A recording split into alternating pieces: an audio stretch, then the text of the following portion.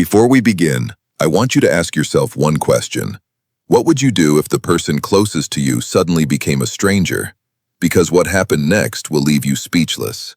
The field notes from Team 1 were fine, mostly standard stuff. Trap coordinates, water temp readings, species counts, condition notes on the tagging equipment. Whoever had written them up was thorough, maybe a little too thorough in the way people get when they're new and still think detail volume equals quality.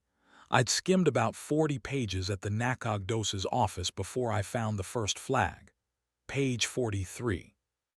A margin note handwritten small GPS unit logging anomalous position data confirmed against paper chart.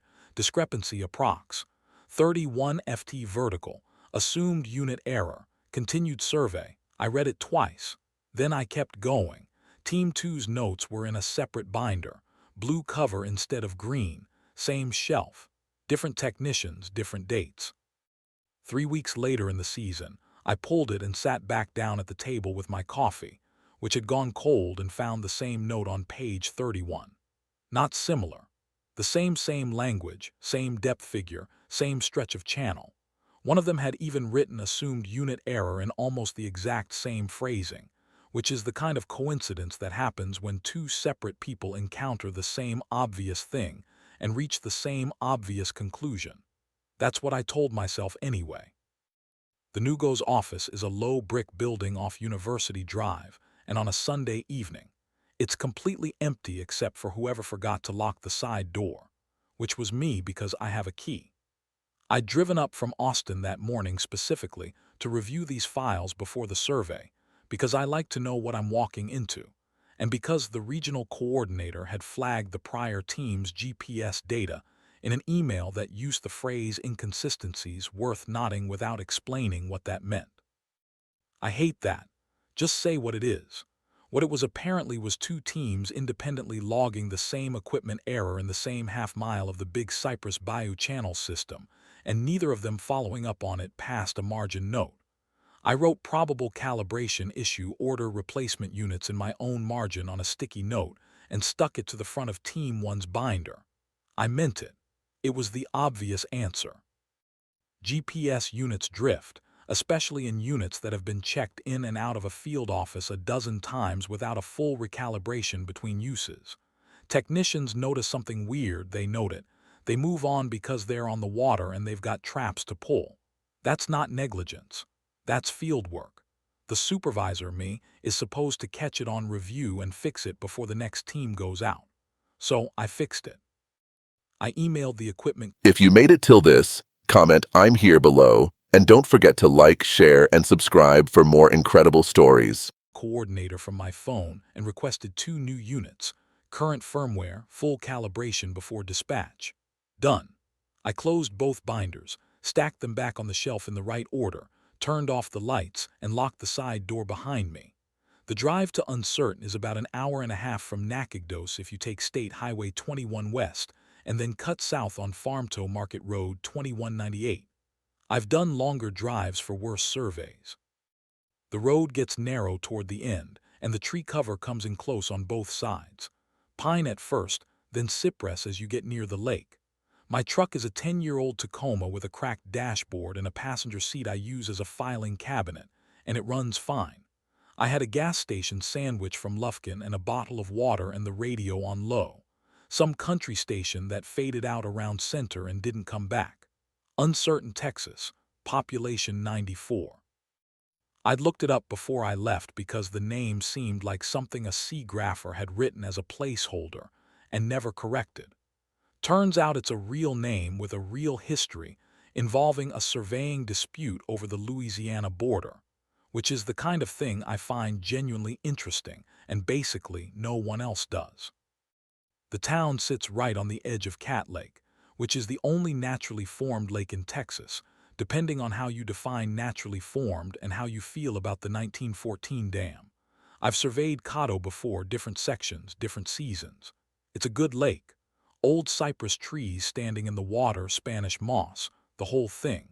Pretty in a way that's also a little unsettling if you're out there alone and the lights going. I got to Uncertain just after 9.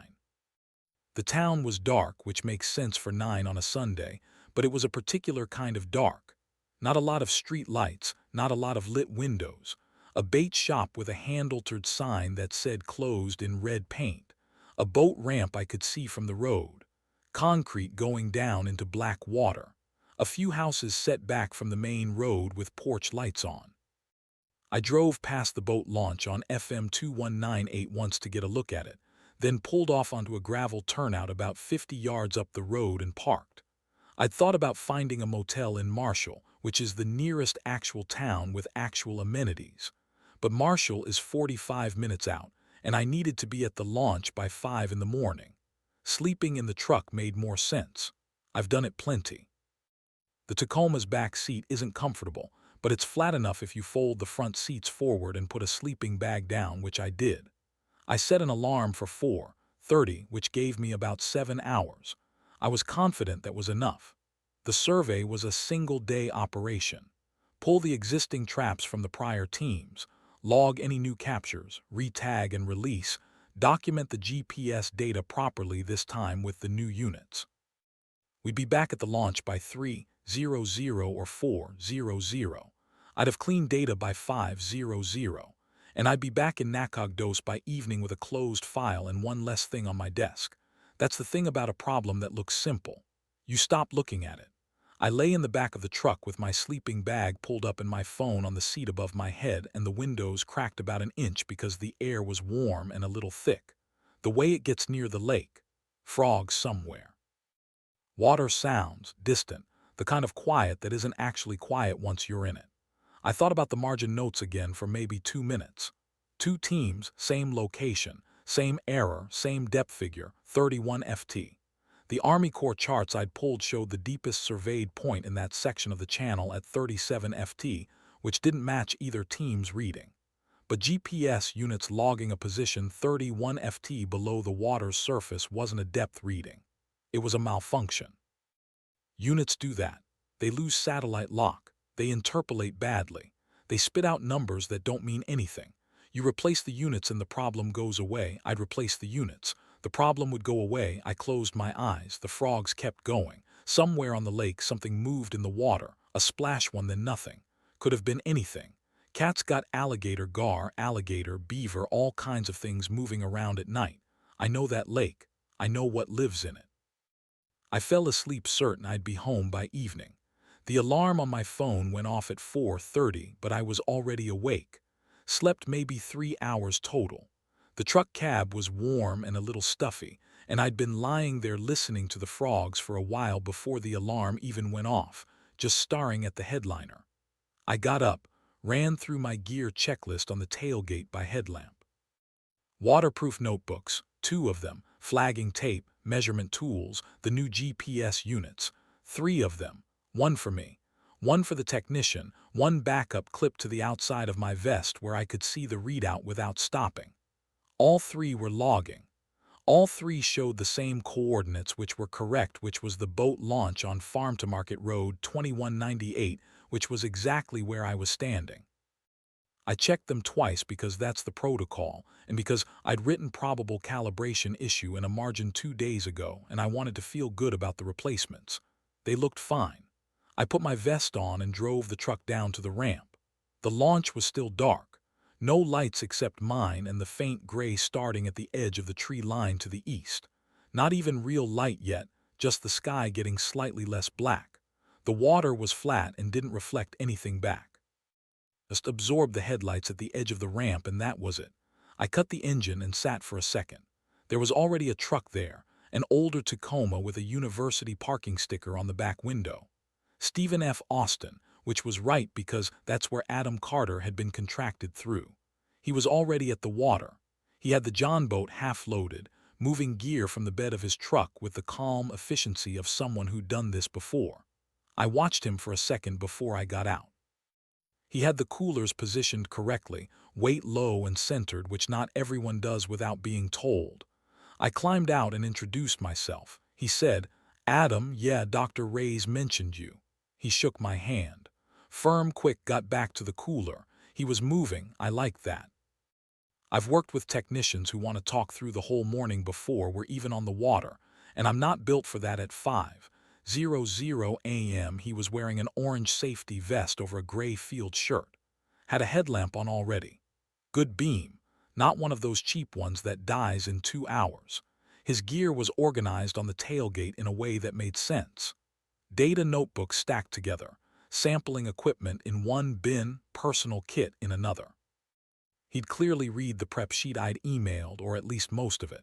I double-checked the equipment manifest against what he'd loaded while he finished with the coolers. Everything matched. I initialed the sheet and tucked it in my vest. About 10 minutes later, headlights came down the ramp road. State truck, DNR logo on the door. Rowan Bell. He'd been assigned to us through the regional office. Standard practice for survey operations and state-managed water. You get a ranger for the safety check and to cover the jurisdictional overlap. I'd worked with DNR rangers before. They're usually fine. Sometimes they're very chatty. Rowan Bell was very chatty. He was a big guy. Broad through the shoulders, salt and pepper hair cut close. Moved easy for his size. Unhurried, he shook my hand and said, "Cynthia Arnold, Fish and Wildlife. I know your name. I read the permit." Then he shook Adam's hand and said, "You're the university kid." Adam said, "Yes, sir." Rowan seemed to find this acceptable. We ran the safety check together. Rowan had a clipboard and I had mine, and Adam stood at the bow and answered questions when we asked them. PFDs check.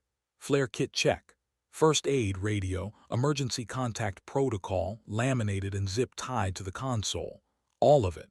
Rowan moved through the list without rushing it, which I appreciated because some people treat the safety check like a formality and some people treat it like it matters. He treated it like it mattered. While we worked, he talked. That was just how he operated, talking and working at the same time seamlessly like he'd been doing it for decades. Louisiana cadence to his voice, slow and comfortable. He talked about the lake, about the channel system, about water levels being down a little from last year. Then he got on to the subject of Phoenix Thornton. You know Phoenix. He said he was checking the flare kit while he said it, not looking up. I said I didn't. Old fishing guide, been running tour out here 30 years, maybe more. Knows this lake better than anybody. Good man. He snapped the flare kit closed. Won't take clients into Big Cypress Bayou channel after October, not for any price. I've seen guys offer him double, triple rate. Doesn't matter. Adam looked up from the bow. Why not? Rowan shrugged, but it wasn't a dismissive shrug. More like he was just reporting the fact of it. Says it gets occupied. I wrote something in my notebook. I don't even remember what. Something routine. Gets occupied. That was the phrase. I heard it, logged it somewhere in the back of my head under local color and kept moving. I've worked in the field long enough to know that every region has its version of this. The stretch of river you don't run after dark. The marsh you don't wait alone. The old guy at the bait shop who will tell you something's wrong with a particular spot if you buy him a coffee. It's not nothing exactly. Sometimes it's based on real observation, unusual currents, submerged structure, wildlife behavior patterns that got turned into a story somewhere along the way. But it's also the kind of thing that gets repeated until it sounds like more than it is. Phoenix Thornton had been running this lake for 30 years. That's a long time to develop opinions. It's also a long time to develop a reputation that keeps your schedule from getting too full in the slow months. I didn't ask what occupied meant. I had 6 trap sites to check, water temperature and dissolved oxygen readings to log at each one, GPS coordinates to verify against the prior team's data, and I wanted to be back at the ramp before dark. I had a full day. Rowan finished the safety check and signed the bottom of his copy. I signed mine. Adam signed where I pointed. We launched just before sunrise. The sky was getting there, that flat gray-orange at the horizon, not warm yet, just the color of it. The water was black.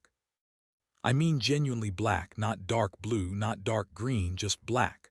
The way cat gets in the fall when the tannins are heavy and the light angle is low. The John boat pushed out off the ramp and the water closed behind us without a sound. No ripple coming back, nothing reflected. The cypress trees on both banks were just shapes, dark against slightly less dark. Rowan ran the motor. Adam was at the bow with a headlamp. I was amidship with my clipboard and my GPS unit clipped to my vest, already running, already logging. I looked at the readout. Correct coordinates, correct elevation, everything exactly where it should be. The channel opened up ahead of us, and the trees came in close on both sides, and the motor settled into a low, steady drone. Somewhere in the cypress, a bird called once and stopped. The air smelled like mud and water and something faintly vegetable, the way standing water smells when it's been still a long time. I watched the GPS readout and thought about the replacement units, about the clean data they were going to give me, about writing resolved equipment in the follow-up report, and closing out the prior team's anomalies for good. The channel took us in, and the launch disappeared behind us. The notebook was a standard write in the rain, the same kind we use for every field survey. Yellow cover, wire-bound, waterproof. I'd handed it to Adam at the first trap site at 6:40 in the morning and hadn't thought about it since. By mid-morning, we'd cleared 8 sites and were setting up on the ninth, and I asked him to read back the last 4 coordinates so I could cross-check against my GPS log. He handed the notebook over without looking at me. I figured he was tired. It was past 10. The sun was up and already working on us. And the channel had narrowed enough that Rowan had to cut the motor and pull us through a stand of cypress knees. I flipped to the last few pages and ran my finger down the columns. The first 4 sites were fine, neat vertical handwriting, the numbers tight and evenly spaced. The column headers underlined twice the way I'd seen on his intake paperwork at the Nakago's office 2 weeks ago. Adam had filled out his contractor forms in ballpoint pen at the corner of my desk, and I'd watched him do it without really watching. The way you half notice things when you're doing something else, but I'd seen enough to know his hand. Right leaning, round at the tops, consistent pressure. Sites 5 through 8 were different. The handwriting was cramped. Left leaning, the letters squeezed together and tilted the wrong way, like someone had been told what letters look like, but hadn't practiced holding a pen. The GPS column for sites 5, 6, 7, and 8 was blank. Not crossed out, not marked error, not flagged with anything, just blank. 3 empty boxes in a row for each site where there should have been decimal coordinates logged to 4 places. I looked at the page for a while. The sun was doing that thing where it comes through the cypress canopy in flat strips and hits the water at an angle that makes everything on the surface disappear. I couldn't see the bottom. I couldn't see much of anything except the notebook in my hands and the 2 men in the boat with me. Rowan at the stern working the pushpull, Adam at the bow with his back to me watching the channel ahead. I told myself the GPS unit could have died. Units die. Batteries, firmware, impact damage from a hard set on the gunnel. I've had units die on me in the field before, and the technician just moves on because there's nothing else to do. That happens. But you write something in the column when that happens. You write unit failure or no signal, or you put a dash and circle it. You don't leave 3 boxes empty and change your handwriting. I closed the notebook. I set it on my knee. I looked at the back of Adam's head. Sandy blonde hair, the orange safety vest, the way he was holding the bow rope loosely in one hand. Completely normal. Nothing I could point to. I opened the notebook again and looked at the handwriting in sites 5 through 8. Then I looked at sites 1 through 4. Then I looked at the blank GPS columns again. The thing about intake paperwork is that it's boring and people fill it out the same way every time. Consistent. That's what handwriting is. It's a habit. Basically, you don't decide how to make a lowercase a every time you make one. Your hand just does it. Adam's lowercase a in the first 4 entries had a small closed loop at the top. The AA in entry 6 was open, printed almost, like someone copying a letter they'd seen but weren't sure about. I'm not a handwriting analyst. I want to be clear about that. I'm a field biologist who surveys wetland fauna in the Texas-Louisiana border region, and I know a lot about muscle tagging protocols and GPS calibration and almost nothing about forensic document examination. But I know what Adam Carter's handwriting looks like, and this wasn't it. I needed to know something for certain before I did anything else. "Hey," I said casual. I kept my eyes on the notebook. "Remind me who your supervising professor is over at SFA. I need to update the contact section in my report." He turned around. That was normal. That's what you do when someone talks to you. "Dr. Harrove." He said, "Gerald Harrove." I wrote the name in the margin of my own notepad and nodded like I was logging it. "Got it, thanks." He turned back to the bow. Gerald Hargrove had retired from Stephen F. Austin's biology department in 2019. I knew this because I'd called the department coordinator when I was putting together the contractor paperwork, and she'd mentioned it, told me Hargrove was gone, and suggested two other faculty contacts for contractor recommendations. I'd written both their names in my project file. I hadn't thought about Hargrove again until right now. I also knew because the biology department coordinator had mentioned it in the same call that Gerald Hargrove had died of a stroke in 2021. The thing sitting at the bow of my John boat had given me the name of a dead man and then smiled. Not because it was nervous, not because it realized the answer was wrong and was trying to cover. It smiled the way you smile when you've completed a task. Clean, empty. No recognition behind it at all. I didn't say anything. I looked at Rowan 12FT back at the motor. He was watching the channel, pushing the pole down into the silt, pulling us forward. He hadn't heard. The water makes enough noise that a short conversation at the bow doesn't carry well. I put my personal phone in my lap under the notebook. I started at the first page of the data notebook and photographed every single one, 12 pages. I kept my movements small, just my thumb on the screen, the notebook angled like I was reading it. The thing at the bow didn't turn around. Rowan was focused on navigating around a submerged log on the port side. Nobody was looking at me. I got all 12 pages. Then I opened the voice memo app and hit record and set the phone face down on my knee. The technician was humming. I'd noticed it a few minutes earlier and filed it away as background noise. People hum when they're bored or when they're not thinking about anything. But now I was listening to it and it wasn't casual. It was the same 4 or 5 tones repeating. Not a song, not anything I recognized, just a pattern looping back on itself at exact intervals. I counted the beats between repetitions. 4 seconds, then 4 seconds, then 4 seconds again every single time. People don't hum like that. Even if you're humming the same thing over and over, you drift, you speed up, you slow down, you skip a note. The intervals aren't mechanical. This was mechanical. I let the phone record for 30 seconds and then I stopped it. I needed to tell Rowan something without saying anything in front of the thing at the bow. I pulled up my texts and typed out his number from memory. I'd had it for 3 days since the launch briefing and I'm decent with numbers. Stay alert, I sent. Don't ask me why right now. I watched him from the corner of my eye. His phone was in his breast pocket and it buzzed and he pulled it out and read it. He looked up at me. I looked back down at the notebook. He put his phone away and kept pulling. I didn't have anything else to give him. I didn't have a word for what I was looking at. I'd spent 2 weeks certain the prior team's GPS failures were a calibration problem. I'd ordered new units. I'd driven to Uncertain on a Sunday night and slept in my truck because I was confident this was a solvable equipment issue, and I wanted to be there early to confirm it. The real Adam Carter had driven to the boat launch that morning. He'd gotten there before me, before Rowan, because he was the kind of technician who shows up early and loads gear without being asked. I knew that from his references.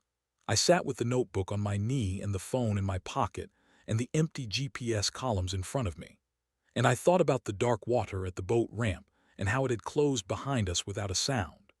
And I thought about the drive from Nakokdowas, which takes about an hour and a half on State Highway 21, and how much of that drive runs through bottomland and marsh and channel cuts where you wouldn't find a car for days if someone didn't come looking. The technician at the bow kept humming. 4 seconds, 4 seconds, 4 seconds. I opened my field notebook to a clean page and wrote the date and time and the GPS coordinates from my unit. I wrote them carefully in my own handwriting, right-leaning and round at the tops. Then I looked at the blank columns in Adam's notebook, and I wrote those coordinates in all 4 missing sites because the data still needed to exist somewhere. I kept working. The channel moved under us. The cypress trees came in close on both sides. The motor quit at 2:47. I know the exact time because I'd been logging timestamps on everything since mid-morning. Force of habit, but also because some part of me knew I was building a record. I didn't let myself think past that. 1 second. It was running. That low, reliable thrum of the 4-stroke that you stop hearing after the first hour on the water. Then it wasn't just gone.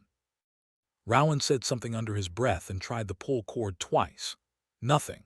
He checked the fuel line, checked the kill switch, tried the cord again. She's not flooded, he said. Line's clear.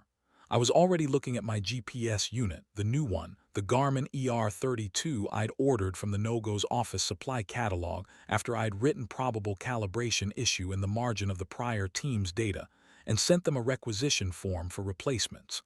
Brand new out of the box. I'd charged it the night before in my truck.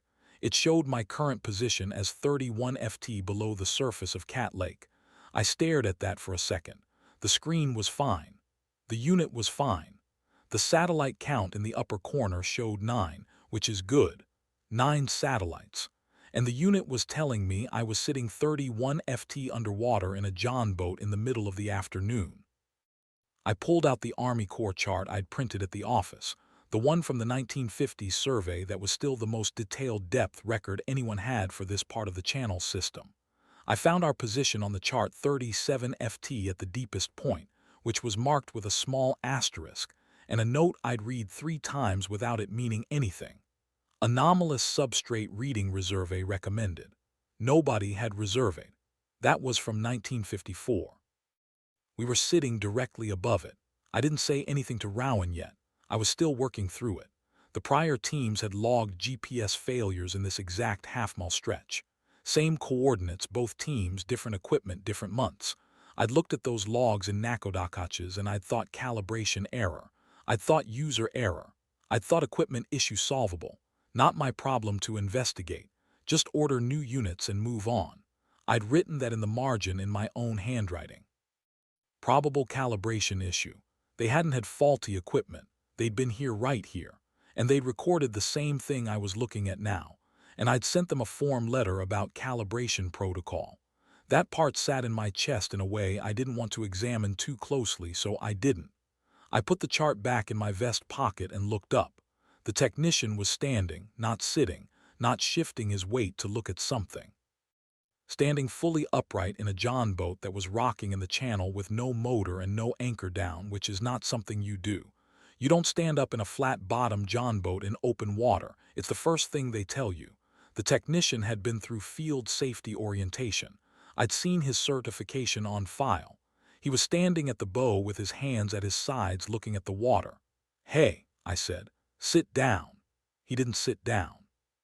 He stepped up onto the gunwale, which rocked the boat hard enough that I grabbed the starboard rail with both hands. Rowan said something sharp from the stern. The technician stood on the gunwale for 1 second, maybe less. And then he stepped off onto the water. Not into it, onto it. He stood there, both feet on the surface of the channel, weight fully down. The water holding him the way a dock holds you. I watched it. I was 6 FT away, and I watched it. And I have no way to make that into something else. He stood on the water for approximately 2 seconds. I counted because that's what I do. I count. And then the water accepted him. That's the only word I have for it. Accepted. Like a decision got made. He went straight down. No falling, no flailing, just down. And the channel closed over him. No bubbles came up. I waited. You always get bubbles. Air in the clothing, air in the lungs, something. I watched the surface for 15 seconds and there was nothing. No ring spreading out from where he'd gone in. No disturbance at all. The water just sat there flat and dark like the last 2 seconds hadn't happened. Rowan was already at the bow. "Man overboard," he said, which is training, and he was leaning over the side, looking down into water that showed him nothing. I looked at my GPS unit again, still 31 FT below the surface. I thought about the prior teams. I thought about the notes I'd written in the margin. I thought about Adam Carter, who had driven to that boat ramp before sunrise and loaded gear without being asked, and whose handwriting I'd been looking at in that notebook all morning, cramped, left-leaning wrong. And I understood that whatever had been sitting at the bow of this boat since we launched had not been Adam Carter for a very long time. Maybe not since the ramp, maybe not before that. I didn't know where Adam Carter was, I still don't. I put the GPS in my vest pocket and picked up a push pole. "We need to move," I said. Rowan looked at me. He was still leaning over the bow. "We can't just, there's nothing down there to find." I said, "We need to move." He didn't argue. I think he'd seen the water too. We pulled the dead John boat east, 40 m, working against a light current that I hadn't noticed before because the motor had been handling it. The cypress trees came in close on the north bank, and we nosed into them and tied off on a route. Spanish moss came down around us on both sides. The air smelled like mud and something older than mud. Rowan got on the radio. He was good at staying calm and working the problem, which is what I needed from him right then. He tried the DNR dispatch frequency first, got static, tried the emergency band, got something that might have been a voice, and then wasn't. The signal out here had been marginal all day, and now it was worse. "I'll keep trying," he said. I nodded. I was looking up the channel. There was a figure standing in the water about 60 m north near a duck blind I'd marked on my chart earlier in the day. Rotting half collapsed, the wood gone gray and softer looking. The blind sat in about 4 ft of water. According to the chart, the figure was standing the way you stand in 4 ft of water, upright, comfortable, not fighting any current. The chart said 31 ft at that position. The figure was wearing an orange safety vest. I looked at it for a long time without moving. The light was going flat the way it does in late afternoon on the water when the sun gets behind the treeing and everything loses its edges. The figure didn't move. It was just standing there in 31 ft of water like it was waiting for something or like it had been standing there for a while already and wasn't in any hurry. I thought about the snapping turtle thing. How they sit at the bottom of dark water completely still for hours. How diverse touch them thinking they're logs. I didn't look away from the figure. "Rowan," I said, keeping my voice flat. "Don't look up the channel yet. Keep working the radio." He didn't ask why. He went back to the radio. I kept looking at the orange vest, at the figure that had been sitting at the bow of my boat all day, humming in 4-second intervals, writing in the wrong hand, giving me the name of a dead man when I'd asked a simple question. It had stepped off my boat and gone into 37 ft of water, and now it was standing 60 m away in 31 ft of water. Patient as anything, wearing the vest I had watched Adam Carter put on at 5 in the morning at the farm to Market Road 2198 boat ramp. I reached into my vest pocket and got my phone out. I took a photograph of the figure, then another one. The light was bad and I didn't know if they'd come out. I kept my eyes on the channel. I couldn't find the words fast enough. That's the thing I keep coming back to. I had my phone out. I had the photographs. I had 30 seconds of audio in a notebook full of wrong-handed entries. And when Rowan looked up the channel and said, "Is that your guy?" I didn't have a sentence ready. I'd spent the whole afternoon building a case in my head, cataloging evidence, running through what I knew and what I could prove. And none of that prepared me to say out loud what I actually thought was standing 60 m up the channel in 31 ft of water wearing Adam Carter's safety vest. So I said, "Rowan, wait." And he was already untying the skiff. He wasn't being reckless. That's the part that's hard to sit with. He was doing exactly what a DNR ranger is supposed to do when he spots a person standing in open water in deteriorating light. He moved fast and calm, the way you do when you've run water rescues before and you know the window. He had the skiff untied from the cypress root and the motor running before I'd gotten off the bank. I called his name once. He looked back at me with this expression that said, "I've got it," and turned the boat up the channel. I went in after him on foot along the bank through the shallows. The mud under my boots was soft and uneven, full of root tangles, and I had to watch where I was stepping or I'd go down. The water was cold. Not hypothermic cold yet, but cold enough that I felt it through my pants the second I stepped in past my ankles. I kept Rowan's skiff in my peripheral vision and the orange vest in my direct line of sight, and I moved as fast as I could without falling. The channel bent slightly left past a stand of cypress, and the duck blind came into full view. It was rotting badly. Half the slats were gone. The platform was tilted maybe 30 degrees, and the whole thing sat on 4 posts that had been in the water so long they'd gone dark. The kind of structure that's been there so long nobody owns it anymore. Figure was still standing. Rowan cut his motor about 15 m out and let the skiff drift. I was maybe 40 m back, still moving through the shallows. I had my flashlight out. I don't remember taking it off my vest clip, but it was in my left hand, and I was using my phone light with my right to watch my footing, and I was trying to close the distance without going into water deep enough to slow me down more than it already was. Rowan's skiff drifted to about 8 m out. He called something. I couldn't hear the words, just his voice, the tone of it, professional and calm. The figure turned its head toward him. That was the first time I'd seen it move since the channel. I got to about 20 m and stopped because the bank dropped off and the water went from knee-deep to chest-deep in maybe 2 steps. I turned on my flashlight and aimed it up the channel. The technician's face was turned toward Belle, the orange vest, sandy blonde hair dark with water. The face I'd been looking at across a John boat all day. The one that had smiled at me after giving me the name of a dead man. It was standing in 31 ft of water with its face toward Belle, and both of its hands were inside Rowan Belle's chest. Not through a wound, not through anything that made structural sense, just inside. Both hands up past the wrists, working with this calm, methodical movement. The way you'd search a bag for something you know is in there somewhere. Patient, unhurried, Belle was still upright. He was making sounds, not words, not screaming, just sounds. And his arms were at his sides and he was breathing in this shallow, rapid way. I could see from 20 m because his shoulders were moving with it. I didn't move for a second, maybe 2. Then I raised the flashlight and put the beam directly on the technician's face. The light didn't come back. I mean, it went in. The beam hit its eyes and dimmed. Visibly, measurably dimmed the way a flashlight does when the batteries are dying. Except my batteries were fine and it only happened when the beam crossed its eyes. Like the light was getting pulled in and not coming out the other side. I've thought about this a lot since. I'm a field biologist. I spend a lot of time thinking about eyes. Toptum, lucidum, reflective layers, eyes shine in nocturnal species. I know what eyes do with light. I know what they don't do. What I saw those eyes do with my flashlight beam is not a thing that eyes do. And standing there in chest-deep water with the beam going dim, I understood something I should have understood earlier. This thing had not arrived when we arrived. It had not followed the boat up the channel. It had been at the bottom of the 37 ft hole when we motored over it at mid-morning, completely still.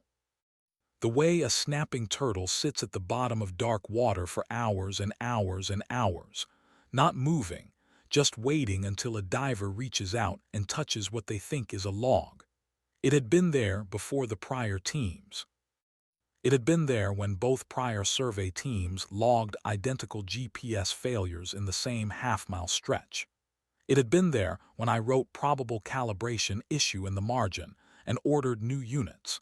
It had been patient in a way that doesn't have anything to do with hunger or urgency, just still waiting for whatever condition it was waiting for. And Adam Carter, who I'd contracted through Stephen F. Austin, who had driven to farm to Market Road 2198 before sunrise and loaded gear in the dark without being asked, he had never made it to the water. Whatever had been at the bottom of that hole had been somewhere between Adam's truck and the boat ramp, and whatever it found there, it had come to my boat in his place. I don't know where Adam Carter is. I didn't know it then and I don't know it now. And that's the part I can't put in a report. Belle's skiff overturned. I don't know exactly when it happened. I think during the moment I was standing there with the flashlight, the skiff had drifted close enough that Belle's weight shifted and it went over. I heard the hull slap the water. When I looked, the skiff was upside down, floating, drifting slowly back down the channel toward me. I waded to it, chest deep, then neck deep for about 3 steps. Then I got a hand on the hull and pulled myself along the side. There was a waterproof bag clipped to a D-ring on the interior hull, still attached, floating with the overturned boat. Orange bag. I knew what it was before I unclipped it. Rowan Bell had a flare gun in his safety kit, standard issue. I'd seen it at the pre-launch check that morning. I got the bag open. The flare gun was there.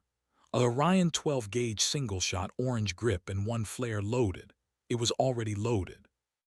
Rowan had loaded it at the ramp. It was the only thing I had. I stood there for a second with it in my hand, water up to my chest, the flashlight still in my other hand. The figure had not moved. Bell had gone quiet. The burning question was whether a flare was going to do anything useful, and I didn't have an answer to that. But the rotting duck blind was made of wood that had been drying out for years, and it was 8 ft in front of the thing, and it was the only target I had. I waded toward it. The bottom was uneven and I went slow, the flare gun up, water pushing at my chest. 8 ft out from the rotting slats I stopped, planted my feet as well as I could in the mud. I fired directly into the wood. The blind caught fast. That's the only way I can describe it. 1 second the flare hit the wood and there was this brief nothing. A half-second where I thought it hadn't worked. And then the whole left side of the structure just went. Dry rot burns different than green wood. It doesn't smoke first, it just goes. The thing wearing Adam's vest turned toward it, not startled, not flinching. It just turned the way you'd turn if someone called your name from across a room. Slow, deliberate, like the fire was mildly interesting. And in that same second, Rowan Bell went under. I didn't see it happen, I heard it. A sound that wasn't a splash, more like the water just accepting weight. A heavy, soft sound. And when I swung the flashlight over, Bell was gone. The skiff was still there, overturned, drifting a little in the heat coming off the burning blind. Bell wasn't anywhere on the surface. He was just gone. I dropped the flare gun. I don't know where it went. I went under black water, completely black. I had the flashlight in my hand and it did almost nothing. The beam just stopped about 3 ft out like the water was absorbing it. I kicked down and swept the light in a wide arc and there was nothing. No current pulling anything, no body, no shape in the dark. The bottom was soft mud and I touched it with my fingertips and came back up. I surfaced and pulled a breath and went down again. Second dive was the same, maybe deeper. I'm not sure. It's hard to gauge without a reference point. I swept the light again. Mud, cypress roots, a rusted piece of something I couldn't identify. Maybe an old anchor or a piece of equipment from a long time ago. No Rowan Bell. Nothing to close my hands around. I came up the second time and the burning blind was collapsing into the channel. The whole right side of the structure gave at once, and the slats hit the water and the fire spread across the surface for a few seconds on the oil and whatever was floating there. And then it started dying, going section by section. The smoke was thick and it smelled like creosote and something else I didn't have a name for, something that made the back of my throat close up a little. I kept the flashlight moving across the water looking for Bell, looking for the thing. Neither one was there. The channel was just the channel. Dark water, cypress knees at the edges, the sound of something settling in the burning wreckage. The figure in Adam's orange vest was gone. Back into the 37 ft hole, I figured, or somewhere else. I didn't know if it had a somewhere else. Rowan Bell was gone with it. I stood there chest deep in the water for probably a full minute, maybe longer. I'm not a good judge of time when my brain is doing what my brain was doing right then. I kept running the sequence back. The flare hitting the wood, the thing turning, Bell going under, the order of it, whether there was a version where the order was different and Bell was still on the surface. There wasn't. I'd made the only choice I had available, and it had pulled the thing off Bell long enough for the water to take him. That's what happened. That's the whole thing. The flare had worked exactly as well as it could have worked, and it still hadn't been enough. That part took a while to settle.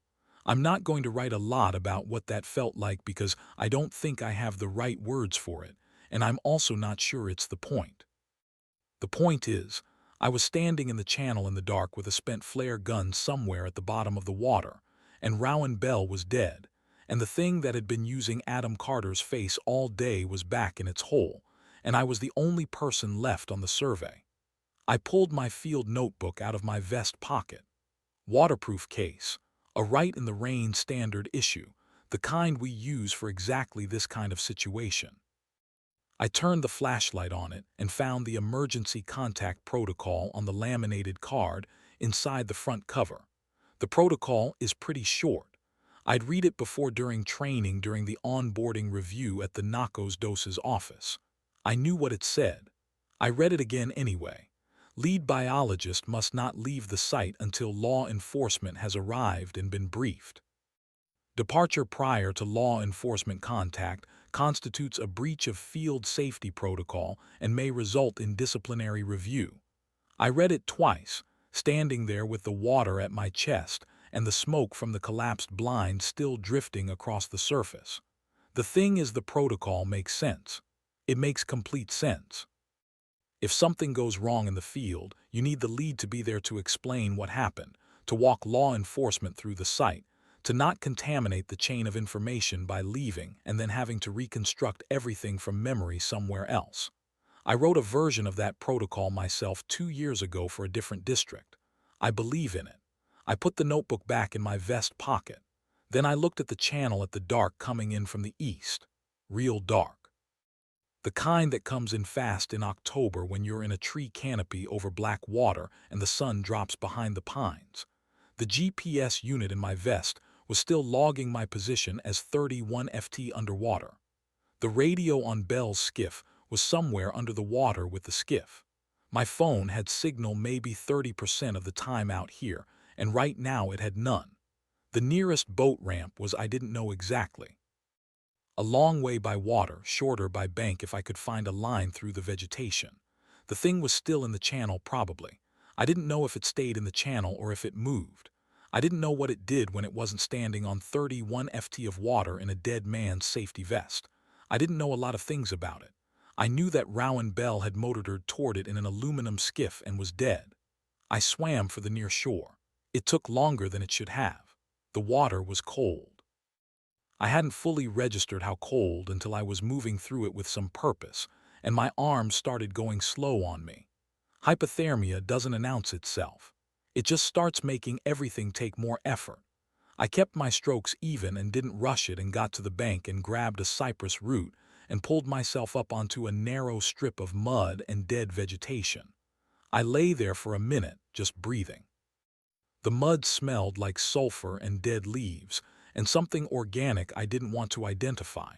Then I got up and started moving along the bank. The flatboat was about 10 FT off the bank, tied to a cypress root with a length of nylon rope. Aluminum hull, maybe 14 FT with a small outboard motor tilted up at the back. No gear in it that I could see. Just the boat tied there waiting. I stopped when I saw it. It was Phoenix Thornton's boat. I recognized it from the description Rowan had given that morning at the ramp. The older man, 30 years on Cotto Lake, the one who called it getting occupied, and refused to bring clients into the big Cypress Channel after October. Rowan had said Phoenix kept a beat-up aluminum flatboat, nothing fancy, always the same one. Phoenix had known to leave it here. That was the part that stayed with me as I stood there looking at it. He'd known, not guessed, not hoped, known that someone might need a boat on this bank on this side of the channel after dark in October. Known it well enough to tie it off and walk away. He'd also known not to be in it. I untied the rope and got in. I don't remember tying off the boat. That part's gone. I remember getting in. I remember the aluminum hull scraping against something in the dark. And then I remember mud. Cold mud, the kind that smells like rot and standing water and something underneath that I don't have a word for. My hands were in it up to the wrists. My face was close to it. I was on the uncertain side of the channel and the sky was starting to go gray at the edges. That flat pre-dawn gray that doesn't give you any real light but lets you know it's coming. I didn't lose consciousness exactly. I just stopped moving, that was it. My body made a decision without consulting me, and I went down in the mud at the edge of the bank and stayed there. I don't know how long. At some point there were boots, heavy ones, the kind with a thick sole, and they stopped about 2 FT from my face. I could see the stitching along the toe. "Hey," the voice said. "Hey, can you hear me?" I said something. I'm not sure what. Probably my name, because that's what you do when someone asks if you can hear you. You prove it by saying who you are. He crouched down next to me. Square jaw, auburn hair, green eyes, a Texas game warden badge on his chest. He had his hand on my shoulder and he was looking at me the way people look at car accidents. Steady, professional, already running the checklist in his head. "I'm Cadden Alexander," he said. "I've got you. Don't move yet." I wasn't planning to move. Moving sounded like a lot. He called it in on his radio. I caught pieces of it. Female, adult, hypothermic, possible trauma, farm to market 2198 bank access. He gave coordinates. He said ambulance and expedite. And then he came back and crouched next to me again and asked me to tell him my name. "Cynthia Arnold," I said, "us fish and wildlife." He nodded like that explained something. Maybe it did. "Are you injured?" I thought about that. My hands were cut up, my arms. There was something along my left side that had been hurting for a while and I'd been ignoring it. I told him I wasn't sure. He did a quick check, the kind where he was looking for bleeding, for anything obviously wrong. And he found the lacerations on my forearms and the one on my neck I hadn't known about. He said they looked like barbed wire. I told him there hadn't been any barbed wire. He said okay and didn't push it. That's the thing about Cadden Alexander. He was very good at not pushing things. The ambulance took about 25 minutes. I know because I watched the sky get lighter the whole time. Caden stayed next to me, kept me talking, asked me logistical questions. How many people had been on the boat? When did we launch? Did I have emergency contacts in my phone? He was keeping me conscious and he was gathering information. And he was doing both at the same time without making either one feel urgent. I gave him what I could. Two crew members, Adam Carter, contracted through SFA, Rowan Bell, DNR Ranger out of the Marshal office. Both gone. He wrote it down. Didn't ask me to explain, just wrote it down. Christ Good Shepherd in Marshall was about 40 minutes east on US 80. I was in and out for most of the ride. The paramedic, young guy, maybe 23, with a Texas A&M lanyard hanging off his bag, kept talking to me about nothing in particular. The weather, the road, whether I'd ever been to Marshall before. I think he was just filling space so I wouldn't go quiet. It worked mostly. The hospital was warm. That's the first thing. Just aggressively, almost offensively warm. And I didn't realize how cold I'd been until I was inside and my hands started hurting in a different way. The kind of hurt that means circulation coming back. They treated me for hypothermia, which was not a surprise. And they cleaned and dressed the lacerations, which they documented as consistent with barbed wire exposure. I didn't correct the chart. I didn't know what I would have said instead. I slept for a while. When I woke up, there was a woman from the regional FWS office sitting in the chair by the window with a notepad. She was maybe 50, gray blazer, reading glasses pushed up on her head. She introduced herself, but I've lost the name.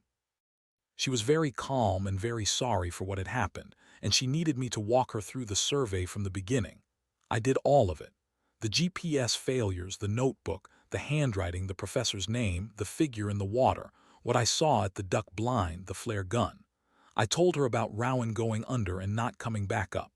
I told her about Phoenix Thornton's boat on the bank. She wrote everything down. She said the information would be part of the investigation. She said I should know that given my role as lead on the operation, there would be a formal review.